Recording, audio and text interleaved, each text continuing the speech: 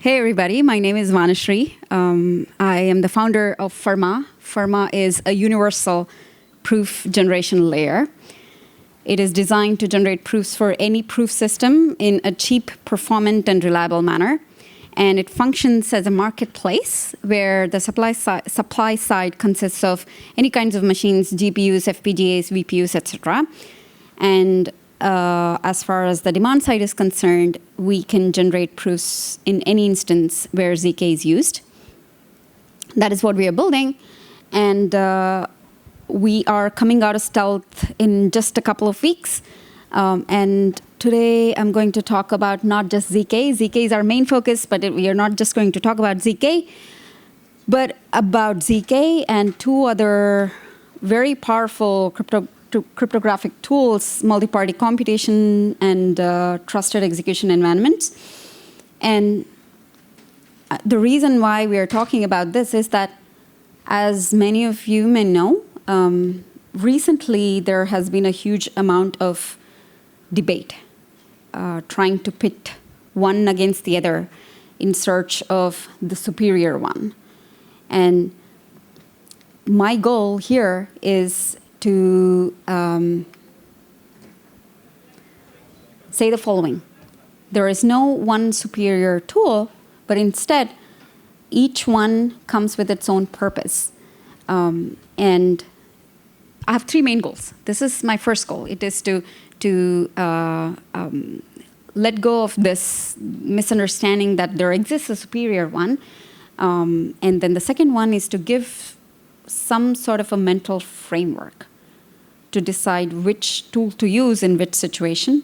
And then the third goal is to demonstrate that they are complementary in nature by showing an application where all three of them can come together to achieve something that no single one of them could have achieved so effectively. Okay. So the agenda for today is that I'll first give you a framework. The framework to think about, okay, you have an application, you have so many of these cryptographic tools, everybody's talking about them, saying that one is better than the other. What do you have to do? How do you analyze the need of the application and the power of tools in hand? And how do you choose some tools versus others? This is the mental framework, right? I'll try to give a mental framework. And then we will apply this framework to these three primitives, right?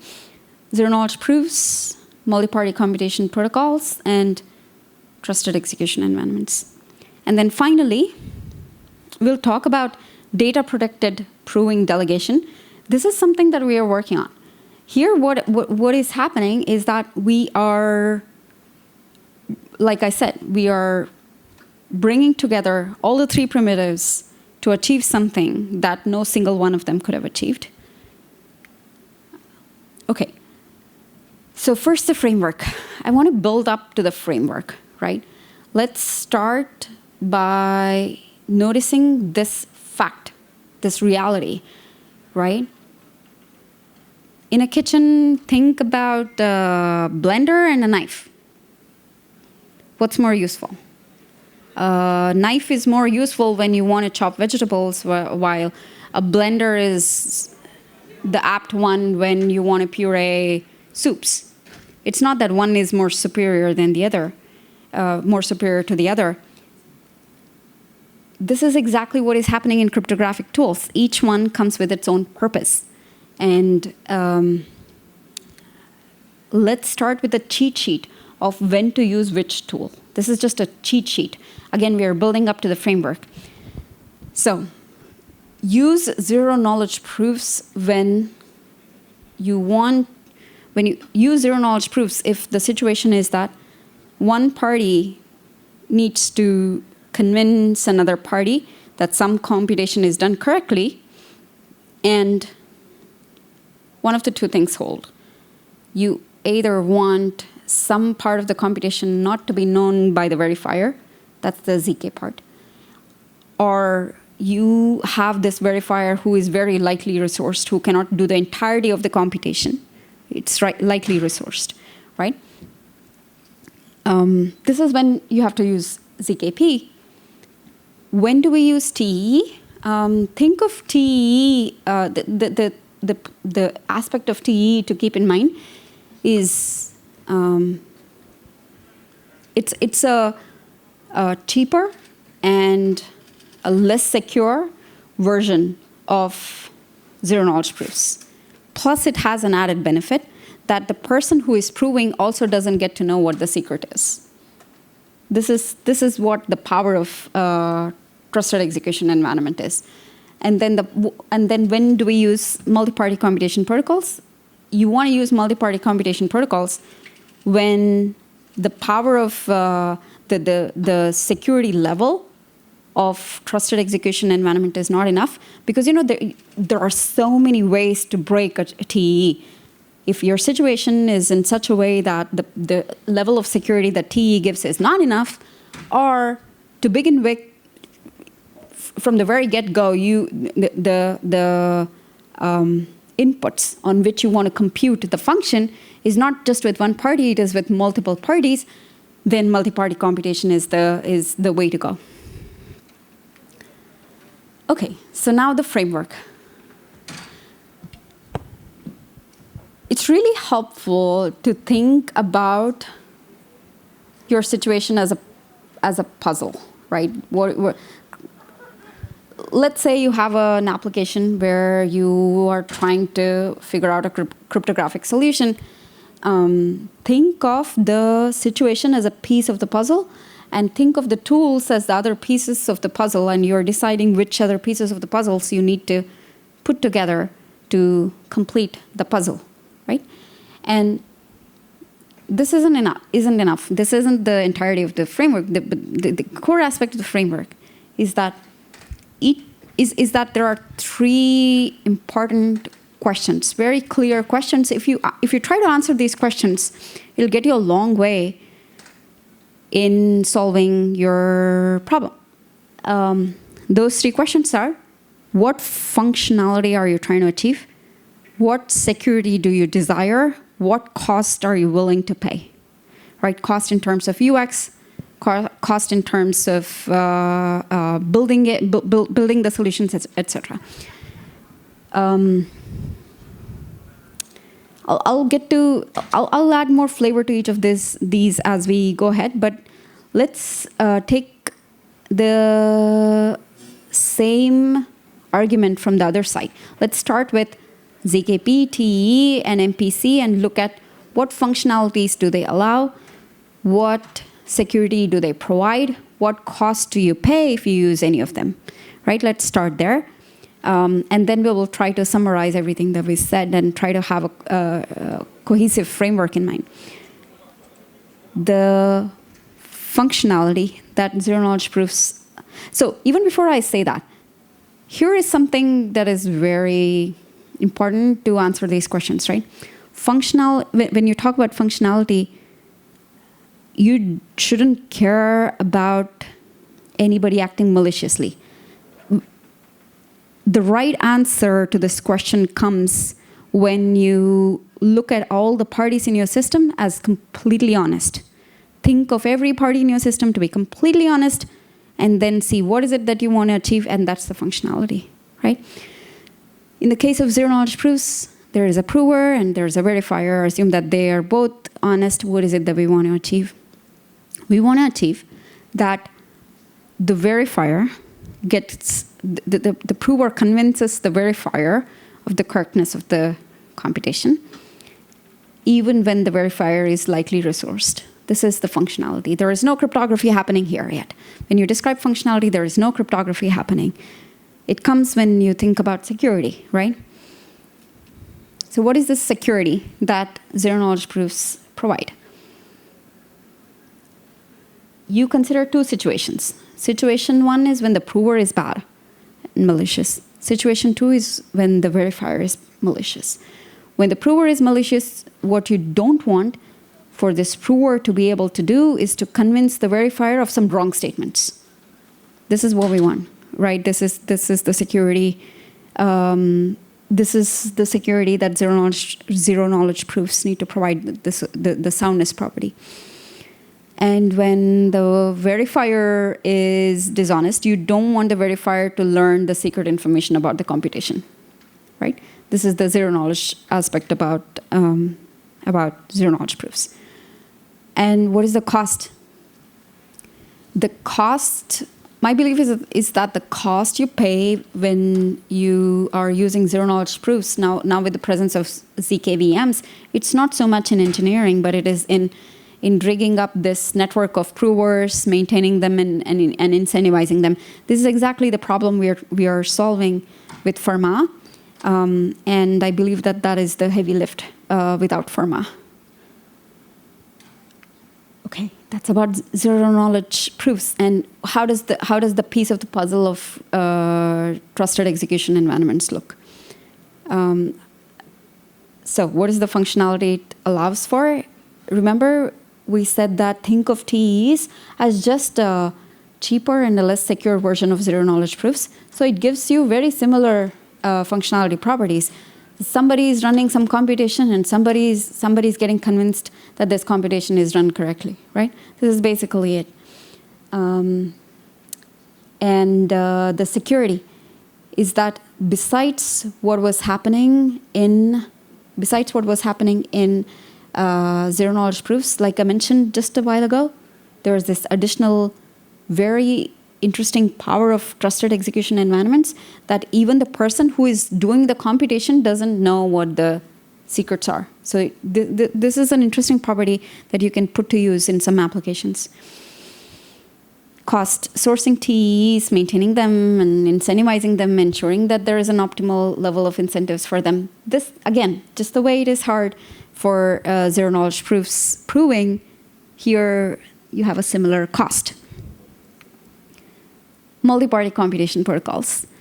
Multi-party computation protocols have a bad reputation, that they are very expensive. But you can actually, in certain situations, if you architect your system very nicely, these can be very powerfully useful and very efficient. You need a systems solution there. So multi-party computation protocols, as we know, are you have not just one party doing the computation, but multiple parties. I have a secret, you have a secret, he has a secret. We all talk to each other and find out something. Let's say who has the highest. We all hold a number in our. We all write a number in a piece of paper, and then we figure out who wrote the highest number without any of us revealing any number to anybody. Right? That's the really cool aspect of multi-party computation protocols. Functionality. I gave you a very high-level example. So let's formalize it. Multiple parties collaboratively compute a function of inputs that exist with multiple parties. Right? This is the functionality. What is the security? In this example that I gave, you don't want any of us to know any information about the numbers that the others have, except for the fact that is revealed, the highest value. Who has the highest value? That's the only thing that is revealed. Nobody gets to know anything about anything else during the course of the computation, during the course of the collaborative. Like in the protocol, we talk to each other. Nothing is revealed from whatever we reveal to each other. Nothing else is revealed. So that is the security you need, you get from multi-party computation protocols.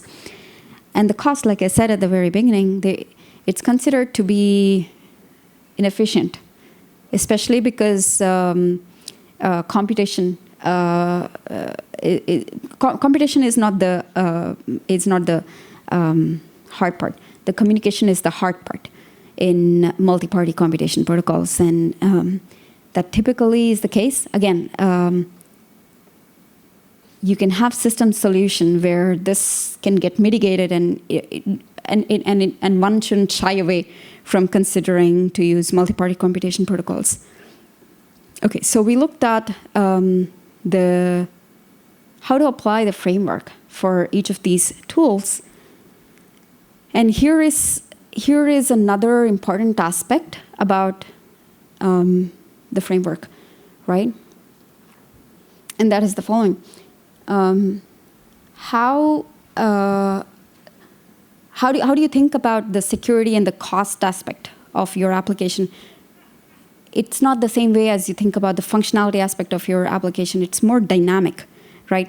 Functionality is very clear. You're building an application. It needs to achieve something. That is not negotiable.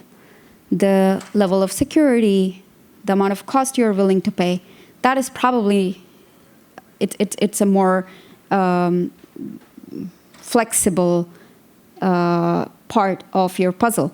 So finding the pieces of your puzzle it's not a very rigid process. It's a very dynamic process. And the graph here is to give another cheat element to keep in mind, that if you try to, it typically is the case that if you try to achieve more security, if you try to ask for higher level of security, you're likely to pay more. It's very natural, right? You're likely to pay more in terms of UX or engineering cost, etc. And it is the dynamic nature of finding a solution to your problem is very clear here. Where do you want to place? Where do you want to be on this curve, right?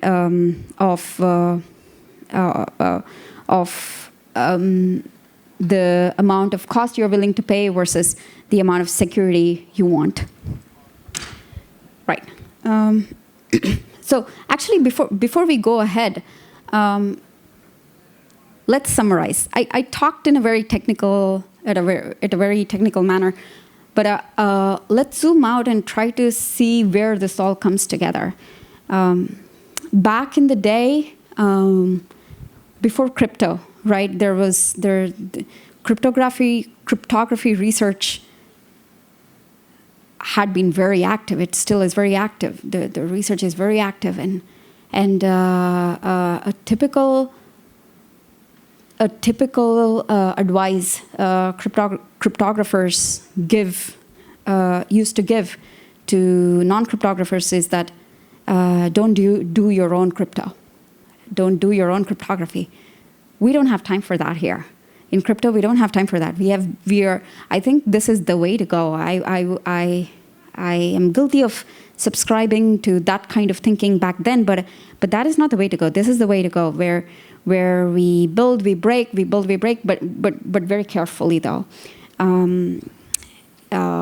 because you embrace technology at a pace where you cannot wait for all of us to be trained cryptographers. That is the state we are living in, and this is the way to be. But what is helpful when we are doing something like this is having frameworks like these.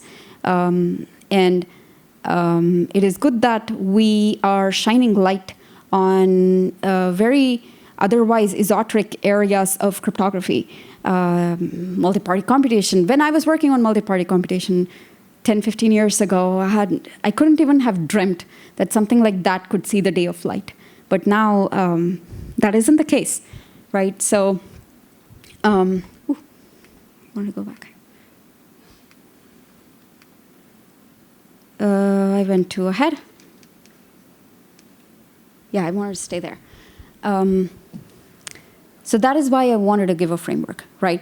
We have been thinking about MPC, we have been thinking about T, we have been thinking about ZK, pitting against each other, trying to find what is the right tool to use in any given application. And my thinking was to begin this consideration with a more formal framework in mind. And I tried to formalize that framework. That was this part of the talk. And now, so the rest of the talk is to mention something that we have been working on. It is data protected proving delegation, where all these three tools, seemingly competing tools, coming together to build something that no one single one of them could have achieved. Sorry, I'm getting thirsty here.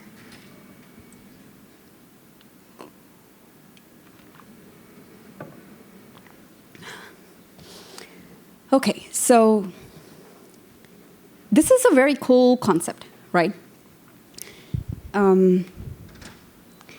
It starts by it starts in a very real setting where you're trying to do ZK, which is like we said, what is the cost you're paying for ZK?